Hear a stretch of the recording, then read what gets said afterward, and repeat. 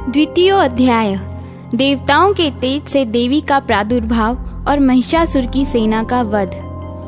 ओम। मध्यम चरित्र के विष्णु ऋषि, महालक्ष्मी देवता, उष्णिक छंद, शाकंभरी शक्ति, दुर्गा बीज, वायु तत्व और यजुर्वेद स्वरूप हैं। श्री महालक्ष्मी की प्रसन्नता के लिए मध्यम चरित्र के पाठ में इनका विनियोग है।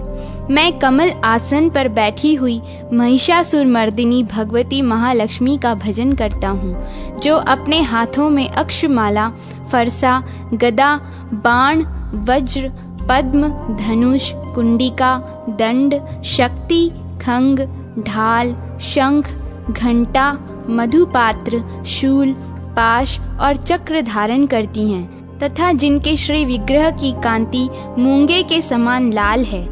ऋषि कहते हैं, पूर्व काल में देवताओं और असुरों में पूरे 100 वर्षों तक घोर संग्राम हुआ था। उसमें असुरों का स्वामी महिषासुर था और देवताओं के नायक इंद्र थे। उस युद्ध में देवताओं की सेना महाबली असुरों से परास्त हो गई। संपूर्ण देवताओं को जीतकर महिषासुर इंद्र बन बैठा। तब पराजित देवता प्रजापति ब्रह्मा जी को आगे करके उस स्थान पर गए जहां भगवान शंकर और विष्णु विराजमान थे। देवताओं ने महिषासुर के पराक्रम तथा अपनी पराजय का यथावत वृत्तांत उन दोनों देवेश्वरों से विस्तार पूर्वक कह सुनाया। वे बोले, भगवान, महिषासुर सूर्य, इंद्र, अग्नि, वायु, चंद्रमा, यम, वरुण तथा अन्य देवताओं के भी अधिकार छीनकर स्वयं ही उसका अधिष्ठाता बन बैठा है। उस दुरात्मा महिष ने समस्त देवताओं को स्वर्ग से निकाल दिया है। अब वे मनुष्यों की भांति पृथ्वी पर विचरते हैं। दैत्यों की यह सारी करतूत हमने आप लोगों से कह सुनाई। अब हम आपकी ही शरण में आए हैं। उसके वध का कोई उपाय सोचिए। इस प्रकार देवताओं के वचन सुनकर भगवान विष्णु और शिव ने दैत्यों पर बड़ा क्रोध किया। उनकी भौहें तन गईं और मुंह टेढ़ा हो गया। तब अत्यंत कोप से भरे हुए चक्रपाणी श्री विष्णु के मुख से एक महान तेज प्रकट हुआ। इसी प्रकार ब्रह्मा, शंकर तथा इंद्र आदि अनान्य देवताओं के शरीर से भी बड़ा भारी तेज निकला। वह सब मिलकर एक हो गया। महान तेज का वह पुंज जाज्वल्यमान पर्वत सा जान पड़ा। देवताओं ने देखा, वहां उसकी ज्वालाएं संपूर्ण दिशाओं में व्याप्त हो रही थीं। संपूर्ण देवताओं के शरीर से प्रकट हुए उस तेज की कहीं तुलना नहीं थी। एकत्रित होने पर वह एक नारी के रूप में परिणत हो गया और अपने प्रकाश से तीनों लोकों में व्याप्त जान पड़ा। भगवान शंकर का जो तेज था, उससे उस देवी का मुख प्रकट हुआ। यमराज के तेज से उसके सिर में बाल निकल आए। श्री विष्णु भगवान के तेज से उसकी भुजाएं उत्पन्न हुईं। चंद्रमा के तेज से दोनों स्तनों का और इंद्र के तेज से मध्य भाग का प्रादुर्भाव हुआ। वरुण के तेज से जंघा और पिंडली तथा पृथ्वी के तेज से नितंब भाग प्रकट हुआ। ब्रह्मा के तेज से दोनों चरण और सूर्य के तेज से उनकी उंगलियां हुईं। वसुओं के तेज से हाथों की अंगुलियां और कुबेर के तेज से नासिका प्रकट हुई। उस देवी के दांत प्रजापति के तेज से और तीनों नेत्र अग्नि के तेज से प्रकट हुए थे। उसकी भौहें संध्या के और कान वायु के तेज से उत्पन्न हुए थे। इसी प्रकार अनान्य देवताओं के तेज से भी उस कल्याणमयी देवी का आविर्भाव हुआ। तदनंतर समस्त देवताओं के तेजः पुंज से प्रकट हुई देवी को देखकर महिषासुर के सताए हुए देवता बहुत प्रसन्न हुए। पिनाकधारी भगवान शंकर ने अपने शूल से एक शूल निकालकर उन्हें दिया। फिर भगवान विष्णु ने भी अपने चक्र से चक्र उत्पन्न करके भगवती को अर्पण किया। वरुण ने भी शंख भेंट किया। अग्नि ने उन्हें शक्ति दी और वायु ने धनुष तथा बाण से भरे हुए 2 तरकस प्रदान किए। सहस्त्र नेत्रों वाले देवराज इंद्र ने अपने वज्र से वज्र उत्पन्न करके दिया और ऐरावत हाथी से उतारकर एक घंटा भी प्रदान किया। यमराज ने कालदंड से दंड, वरुण ने पाश, प्रजापति ने स्फटिकाक्ष की माला तथा ब्रह्मा जी ने कमंडलू भेंट किया। सूर्य ने देवी के समस्त रोमकूपों में अपनी किरणों का तेज भर दिया। काल ने उन्हें चमकती हुई ढाल और तलवार दी। क्षीर समुद्र ने उज्जवल हार तथा कभी जीर्ण न होने वाले 2 दिव्य वस्त्र भेंट किए। साथ ही उन्होंने दिव्य चूड़ामणि, 2 कुंडल, कड़े उज्जवल अर्धचंद्र, सब बाहुओं के लिए केयूर, दोनों चरणों के लिए निर्मल नुपुर, गले की सुंदर हंसली और सब उंगलियों में पहनने के लिए रत्नों की बनी अंगूठियां भी दी। विश्वकर्मा ने उन्हें अत्यंत निर्मल फरसा भेंट किया। साथ ही अनेक प्रकार के अस्त्र और अभेद्य कवच दिए। इनके सिवा मस्तक और वक्ष स्थल पर धारण करने के लिए कभी न कुम्हलाने वाले कमलों की मालाएं दी। जल्दी ने भी उन्हें सुंदर कमल का फूल भेंट किया। हिमालय ने सवारी के लिए सिंह तथा भांति भांति के रत्न समर्पित किए। धनाध्यक्ष कुबेर ने मधु से भरा पान पात्र दिया तथा संपूर्ण नागों के राजा शेष ने, जो इस पृथ्वी को धारण करते हैं, उन्हें बहुमूल्य मणियों से विभूषित नागहार भेंट किया। इसी प्रकार अन्य देवताओं ने भी आभूषण और अस्त्र शस्त्र देकर देवी का सम्मान किया। तत्पश्चात उन्होंने बारंबार अट्टहास पूर्वक उच्च स्वर से गर्जना की। उनके भयंकर नाद से संपूर्ण आकाश गूंज उठा। देवी का वह अत्यंत उच्च स्वर से किया हुआ सिंहनाद कहीं समा न सका। आकाश उसके सामने लघु प्रतीत होने लगा। उससे बड़े जोर की प्रतिध्वनि हुई, जिससे संपूर्ण विश्व में हलचल मच गई और समुद्र कांप उठे। पृथ्वी डोलने लगी और समस्त पर्वत हिलने लगे। उस समय देवताओं ने अत्यंत प्रसन्नता के साथ सिंह वाहिनी भवानी से कहा, देवी तुम्हारी जय हो। साथ ही महर्षियों ने भक्ति भाव से विनम्र होकर उनका स्तवन किया। संपूर्ण त्रिलोकी को क्षोभग्रस्त देख दैत्यगण अपनी समस्त सेना को कवच आदि से सुसज्जित कर हाथों में हथियार ले सहसा उठकर खड़े हो गए। उस समय महिषासुर ने बड़े क्रोध में आकर कहा, यह क्या हो रहा है? फिर वह संपूर्ण असुरों से घिरकर उस सिंहनाद की ओर लक्ष्य करके दौड़ा और आगे पहुंचकर उसने देवी को देखा, जो अपनी प्रभा से तीनों लोकों को प्रकाशित कर रही थी। उनके चरणों के भार से पृथ्वी दबी जा रही थी। माथे के मुकुट से आकाश में रेखा सी खींच रही थी तथा वे अपने धनुष की टंकार से सातों पातालों को शुद्ध किए देती थी।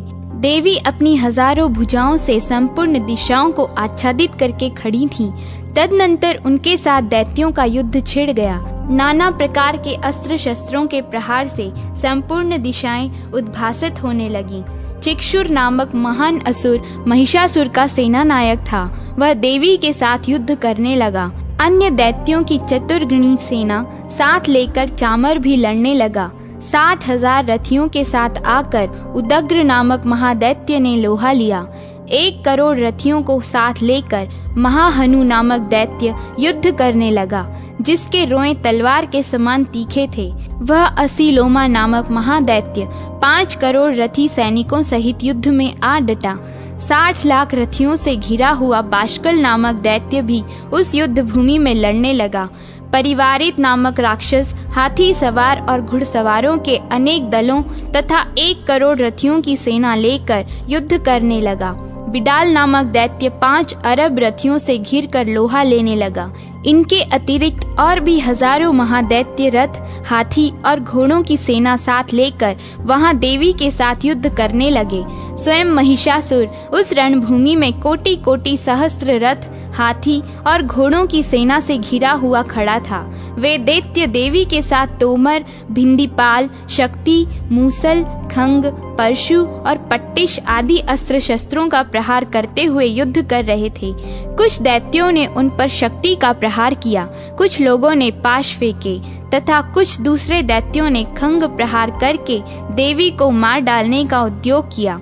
देवी ने भी क्रोध में भरकर खेल खेल में ही अपने अस्त्र शस्त्रों की वर्षा करके दैत्यों के वे समस्त अस्त्र शस्त्र काट डाले।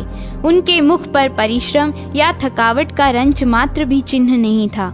देवता और ऋषि उनकी स्तुति करते थे और वे भगवती परमेश्वरी दैत्यों के शरीरों पर अस्त्र शस्त्रों की वर्षा करती रहीं। देवी का वाहन वह सिंह भी क्रोध में भरकर गर्दन के बालों को हिलाता हुआ असुरों की सेना में इस प्रकार विचरने लगा, मानो वनों में दवानल फैल रहा हो। रणभूमि में दैत्यों के साथ युद्ध करती हुई अंबिका देवी ने जितने निश्वास छोड़े वे सभी तत्काल सैकड़ों हजारों गणों के रूप में प्रकट हो गए और परशु, भिंदीपाल, खड्ग तथा पट्टिश आदि अस्त्रों द्वारा असुरों का सामना करने लगे। देवी की शक्ति से बढ़े हुए वे गण असुरों का नाश करते हुए नगाड़ा और शंख आदि बाजे बजाने लगे। उस संग्राम महोत्सव में कितने ही गण मृदंग बजा रहे थे। तदनंतर देवी ने त्रिशूल से, गदा से, शक्ति की वर्षा से और खड्ग आदि से सैकड़ों महादैत्यों का संहार कर डाला। कितनों को घंटे के भयंकर नाद से मूर्छित करके मार गिराया। बहुतेरे दैत्यों को पाश से बांधकर धरती पर घसीटा। कितने ही दैत्य उनकी तीखी तलवार की मार से दो दो टुकड़े हो गए। कितने ही गदा की चोट से घायल हो धरती पर सो गए। कितने ही मूसल की मार से अत्यंत आहत होकर रक्त वमन करने लगे। कुछ दैत्य शूल से छाती फट जाने के कारण पृथ्वी पर ढेर हो गए। उस रणांगण में बाण समूहों की वृष्टि से कितने ही असुरों की कमर टूट गई। बाज की तरह झपटने वाले देव पीड़क दैत्यगण अपने प्राणों से हाथ धोने लगे।